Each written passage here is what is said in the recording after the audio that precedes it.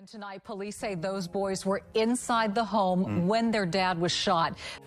The information we have right now is that the male was inside his house with an 8- and 9-year-old child when 3 masked males kicked in the back door, did a home invasion on the house. The complainant was shot during the home invasion. Right now, as far as we know, it's just the male and his 2 children were in the house. The 3 males kicked in the door, kind of held everybody hostage for a little bit, shot the complainant, and then fled.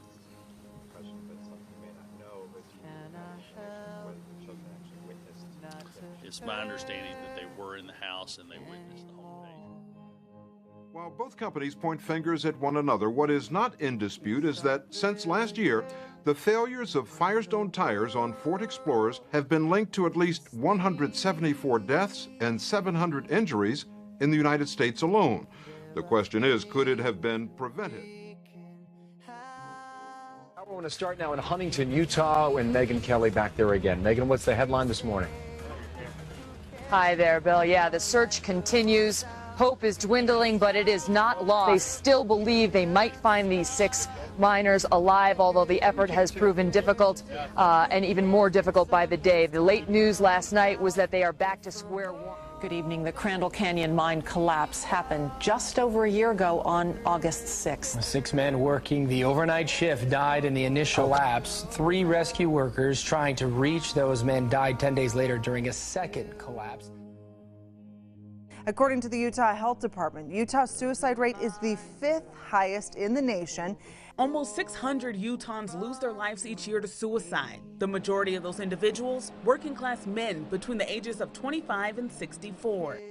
It surprises people because we always hear so much about a teen suicide death. We don't really talk about what happens when your dad or your uncle or grandpa dies by suicide. Good evening. Police want to question Jesse Sines about the death of Elvis Olsen.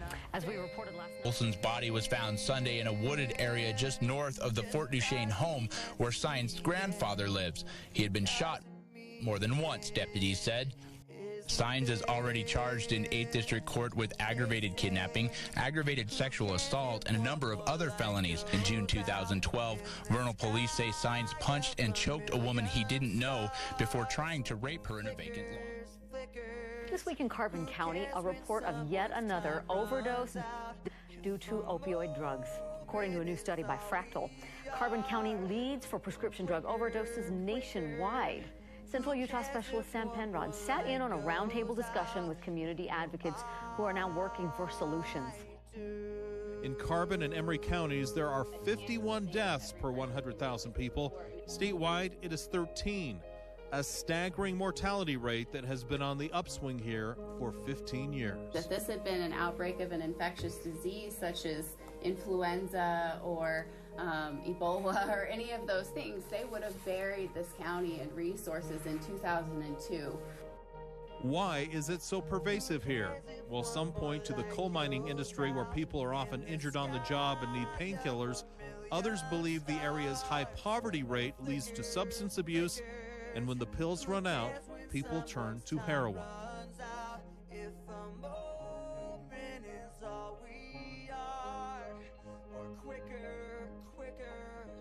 Who cares if one more light goes out?